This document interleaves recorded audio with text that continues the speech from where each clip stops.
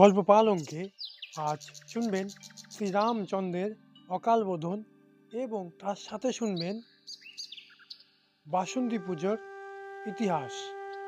তাহলে শুরু করা যাক। অকাল বোধনের ধারণা মূলত রামায়ণ মহাকাব্যের সঙ্গে সম্পর্কিত, যেখানে শ্রীরামচন্দ্র দুর্গাপূজা করেছিলেন শরৎকালে, যা ছিল প্রচলিত রীতি থেকে ব্যতিক্রম।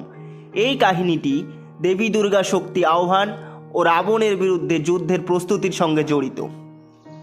রামচন্দ্র যখন তার স্ত্রী সীতাকে উদ্ধার করতে লঙ্কার রাজা রাবণের সঙ্গে যুদ্ধে অবতীর্ণ হন, তখন তিনি বুঝতে পারেন যে রাবণ খুবই শক্তিশালী এবং তাকে পরাস্ত করা সহজ হবে না। নারায়ণের পরামর্শে তিনি জানতে পারেন যে মহাশক্তিশালী রাবণকে পরাজিত করতে হলে দেবী দুর্গার আশীর্বাদ ও কৃপা লাভ করা প্রয়োজন।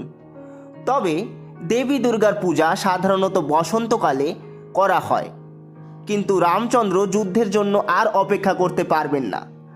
তাই তিনি শরৎকালে দেবী দুর্গার আরাধনা শুরু করেন, যা ছিল এক অকাল বোধন বা নির্ধারিত সময়ের বাইরের দেবীর পুজো। সাধারণত অকাল বোধন হল শারদীয়া দুর্গাপূজার প্রারম্ভিক অনুষ্ঠান। হিন্দু পঞ্জিকা অনুসারে আশ্বিন মাসের কৃষ্ণপক্ষের নবমী তিথি অথবা শুক্লপক্ষের ষষ্ঠী তিথিতে হিন্দু দেবী পার্বতীর দুর্গা রূপের পূজা প্রারম্ভের প্রাক্কালে এই অনুষ্ঠান আয়োজিত হয়। হিন্দু বিশ্বাস অনুসারে শরৎকাল দেবলোকের রাত্রি দক্ষিণায়নের অন্তর্গত। এই সময় দেব পূজা করতে হলে আগে দেবতার বোধন বা জাগরণ করতে হয়। একাধিক পুরাণ ও অন্যান্য হিন্দু ধর্মগ্রন্থে উল্লেখিত রয়েছে যে রাবণ বধের পূর্বে রাম দেবী পার্বতীর কাছে আশীর্বাদ প্রার্থনা করে বিল্ব বৃক্ষতলে বধনপূর্বক দুর্গাপুজো করেছিলেন। শরৎকাল দেব পূজার শুদ্ধ সময় নয় বলে রাম কর্তৃক দেবী পার্বতীর বোধন অকাল বোধন নামে পরিচিত হয়। উল্লেখ্য, শাস্ত্রমতে বসন্তকাল দুর্গাপূজার প্রশস্ত সময় হলেও আধুনিক যুগে শারদীয়া দুর্গাপূজায় অধিকতর প্রচলিত। রাবণ বসন্তকালে চৈত্র মাসে দেবী পার্বতীকে পুজো করে সন্তুষ্ট করলে দেবী তাকে সব বিপদ থেকে রক্ষা করার প্রতিশ্রুতি দেন। কিন্তু যদি সে দেবী পূজা মন্ত্রে শ্রী শ্রী চণ্ডীতে কোনোরূপ ভুল ত্রুটি করে, তবে দেবী তাকে ত্যাগ করবেন।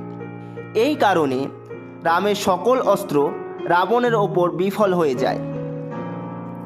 তখন ব্রহ্মার কথায় শ্রী রামচন্দ্র দেবীর পুজোর জন্য 108টি নীলপদ্ম সংগ্রহ করেন এবং একনিষ্ঠভাবে দেবীর আরাধনা শুরু করেন। কিন্তু দেবী সেই 108টি পদ্মের মধ্যে একটি পদ্ম হরণ করেন। এতে শ্রীরামের মনে হয় যে পুজো তো অসম্পূর্ণ থেকে যাবে। তখন তিনি সিদ্ধান্ত নেন যে তিনি নিজের একটি চোখ দেবীর চরণে অর্পণ করবেন, কারণ তার মা বলতো তার নয়ন দুটি নীল পদ্মের মতো। যখন রামচন্দ্র সত্যি নিজের চোখ উৎসর্গ করতে যাচ্ছিলেন, তখনই দেবী দুর্গা প্রকাশিত হয়ে রামকে আশীর্বাদ করেন এবং তিনি জানান রামের ভক্তিতে দেবী প্রসন্ন হয়েছেন এবং রাবণের বিনাশ অনিবার্য।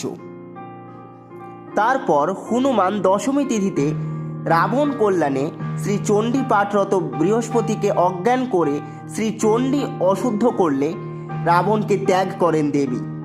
রাবণ দেখে দেবী তাকে ত্যাগ করে কৈলাসে চলে যাচ্ছেন। রাবণের শত মিনতি সত্ত্বেও দেবী পার্বতী আর ফিরে তাকালেন না। তারপর রামচন্দ্র রাবণ বধ করেন।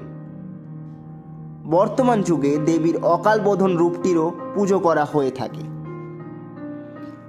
এই কাহিনীর মধ্য দিয়ে বোঝানো হয় যে সত্য, ন্যায় ও ধর্ম প্রতিষ্ঠার জন্য যদি প্রয়োজন হয়, তাহলে দেবী দুর্গার আরাধনা ও আশীর্বাদ যে কোনো সময় আহ্বান করা যেতে পারে। এই কারণে রামচন্দ্রের এই পূজার স্মরণে শারদীয়া দুর্গাপূজা প্রচলিত রয়েছে, যা এখন বাঙালি সংস্কৃতির অন্যতম প্রধান উৎসব। শুনছিলেন শ্রীরামচন্দ্রের অকাল বোধন। এবার শুনবেন বাসন্তী পুজো। আমরা জানি যে দুর্গাপুজো সাধারণত আশ্বিন মাসেই করা হয়, কিন্তু আদি দুর্গাপুজো কিন্তু করা হতো এই চৈত্র মাসে। মার্কণ্ডীয় পুরাণ অনুসারে বাসন্তী পুজোর আরও একটি কাহিনী পাওয়া যায়। এক সময়ের রাজা সুরথ ছিলেন অত্যন্ত শক্তিশালী ও ধনবান রাজা, কিন্তু ষড়যন্ত্রের ফলে তিনি রাজ্যচ্যুত হন এবং সব কিছু হারিয়ে এক আশ্রমে গিয়ে আশ্রয় নেন। সেখানেই তিনি এক বণিক সমুদায়ের সঙ্গে দেখা করেন এবং তিনি নিজেও পরিবার এবং ধন সম্পদ হারিয়ে কষ্ট পাচ্ছিলেন। উভয় ঋষি মেধসের শরণাপন্ন হন এবং তার কাছ থেকে আদ্যাশক্তি মহামায়া দেবী দুর্গার মাহাত্ম্য শোনেন। ঋষি তাদের পরামর্শ দেন দেবী দুর্গার আরাধনা করতে। তারা উভয়ই গভীর ভক্তি ও নিষ্ঠার সঙ্গে দেবী দুর্গার বাসন্তী পূজা করেন। ফলস্বরূপ রাজা সুরথ পুনরায় তার রাজ্য ফিরে পান এবং বণিক সমাধি তার পূর্ব সম্পদ ও শান্তি ফিরে পান। এই ঘটনার পর থেকে বাসন্তী পূজা বিশেষভাবে প্রচলিত হয়। এই ঘটনা আমাদের শেখায় দেবী দুর্গার আরাধনা করলে সমস্ত বাধা ও বিপদ দূর হয় এবং শক্তি, সাফল্য এবং বিজয় লাভ করা সম্ভব। বাসন্তী পুজোর নিয়ম অনেকটাই শারদীয় দুর্গা পূজার মতো, কিন্তু কিছু পার্থক্য অবশ্যই রয়েছে। প্রথমে দেবী দুর্গার প্রতিমা এবং ঘট স্থাপন করা হয় এবং পূজা হয়। চণ্ডীপাঠ, আরতি, উপবাস এবং নৈবেদ্য প্রদান করা হয়। তারপর বলিদান কিছু জায়গায় পালন করা হলেও অধিকাংশ স্থানে ফল ও শস্য বলি দেওয়া হয়। অষ্টমী ও নবমী সন্ধি পুজো বিশেষভাবে পালন করা হয়। দশমীতে বিসর্জনের মাধ্যমে পুজোর সমাপ্তি ঘটে। বাসন্তী পুজো মূলত পশ্চিমবঙ্গ, উড়িষ্যা, আসাম এবং ভারতের বিভিন্ন অংশে পালন করা হয়, তবে বাংলাদেশের কিছু কিছু জায়গায় এটি উদযাপিত হয়। শেষ হলো বাসন্তী পুজো। আর এই বাসন্তী পুজো কিন্তু শ্রীরামচন্দ্রের অকাল বোধনের সাথেই কিন্তু জড়িত রয়েছে। আজকের গল্পটি ছোট হলেও আমরা চেষ্টা করেছি মূল বিষয়টি তুলে ধরার।